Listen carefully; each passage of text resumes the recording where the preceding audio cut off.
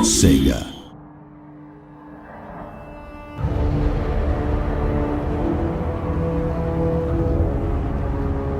Hello, good evening, and welcome to the latest Total War Warhammer campaign walkthrough video. Today we're going to take a snapshot of a campaign we've been playing as the Empire, and the usual caveats apply. We're still a good 2.5 months from launch, and well into balancing and polishing. So you may see some placeholder bits and bobs, and many of the values on show may well change as we nudge everything into place. Okay, so we're 71 turns into the game here, and as you can see from the overview map, we own the full provinces of Reikland and Middenland. We started by conquering Reikland, and we've recently taken the 3 regions of Middenland from the faction of Hochland, who just weren't playing ball diplomatically, which frankly is their loss.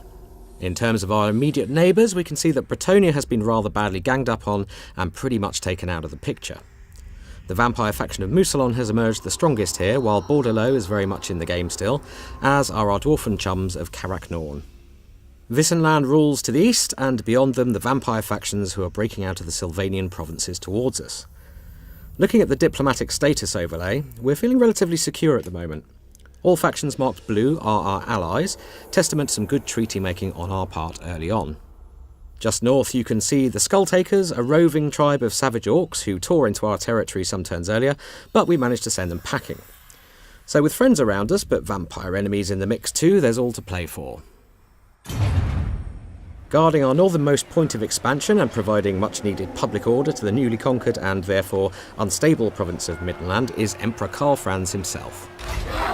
He's got a fairly well-balanced low to mid-tier army with him, composed of great swords, swordsmen, crossbowmen, Reichsguard and mounted pistoliers. Karl himself is currently equipped with the Sword of Swift Slaying, a charmed shield and an obsidian lodestone, which offers him some magic resistance on the battlefield.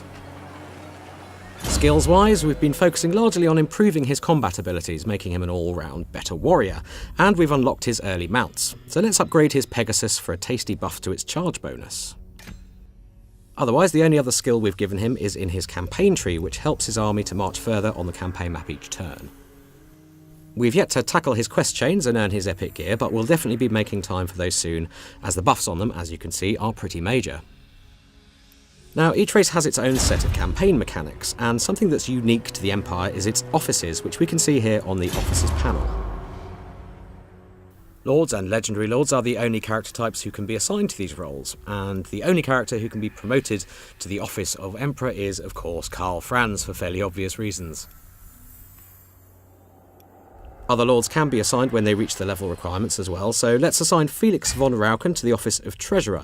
Now this is going to boost trade income faction-wide for us, and any infrastructure income in any friendly region he's inhabiting. There's a number of other panels we can check up here, but we're going to look at the Forces tab and find Felix in our list of characters. So there he is, and we can see his new title has been added to his name. In fact, let's rename him to something a little more befitting his new station in life. Yes, I think that should do it. You can rename all your characters except your Legendary Lords, of course. Okay, let's head back over towards Altdorf, and we're going to have a look at the Empire Tech Tree in a bit more detail. So techs in the Empire Tech Tree are unlocked as you build specific buildings.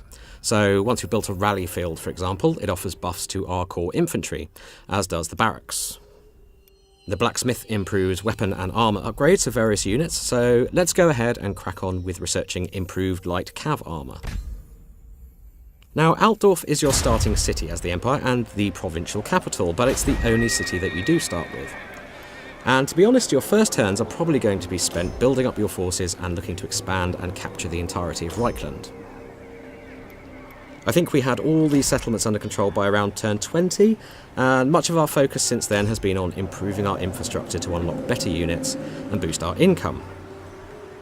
Here in the building browser for Altdorf you can see what we've built and of course what we're driving towards in terms of recruitment.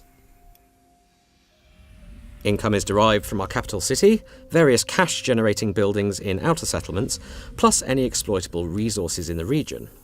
We've got some clay pits in Altdorf here, for example, so that's contributing towards our trade tariffs.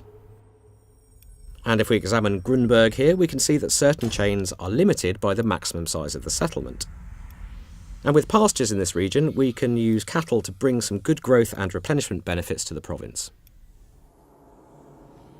Standing resolute outside Altdorf is our second legendary lord, Balthazar Gelt, who is currently being harassed by a Chaos Hero character, the rather aptly named Fator Death Metal. No, not for We only you. recently recruited I Balthazar to still our campaign, are so you. he's pretty low level still, but we can see from his skill tree that he's very much magically focused. And the more lore knowledgeable amongst you may recognise Balthazar's epic gear in his quest chains here. Now, obviously we want to get him casting spells in battle, so we're going to unlock the spells Searing Doom and Gehenna's Golden Hounds, both of which are offensive spells. Now, we're going to stick Balthazar in Altdorf for now, where he'll contribute to public order for a while. Very well, I'll move. A quick glance over at our neighbours here reveals the influence of vampiric mousillon. Corruption is spreading and twisting the foliage into something more vamp-friendly. Now, as we saw on the overview map, we have some vamps to our east too. And in fact, our mid-term game plan here is to keep our local loyalty solid, so we have some friends to call on if things start getting a bit too bitey on the borders. One last stop on our brief tour then, and we're going to head northeast, where we have one of our Empire Captain heroes on an exploratory mission towards the Chaos Wastes. Now? Rupert Sunscryer here is making good progress into uncharted lands, and he really isn't that far from the Chaos Wastes now. And the mere presence of chaos is starting to twist the land as well, and just north of Rupert here we can see just how that's happening. Black rocks are rising from the stony earth, lava flows are opening up, and arcane artefacts are beginning to appear. Add in the bitter weather up this way, which only gets worse the further north you go, and you're looking at a pretty inhospitable and attritional landscape. Okay, that's all for now. We hope you've enjoyed this gameplay snapshot, and do keep tabs on our social media channels for more campaign and battle videos coming your way very soon.